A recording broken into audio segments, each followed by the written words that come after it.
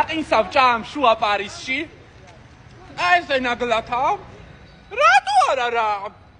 ნახე როგორ მიყურებენ, ნახე გეგონება რაღაცა დავაშავე. რა იყო ხალხო თქვენ მართლა თქვენი თავები არისტოკრატები ხო არა გგონიათ? ჰა? ოი თქვენი თავები გახმეს თქვენი. ნაკაია მარაკუიას ნაკი მომჟავ გემოახ მომჟავ. როგორ შევაფასებდი ფრანგულად? პიღზდეც. მოვდივარ ისა ჯული.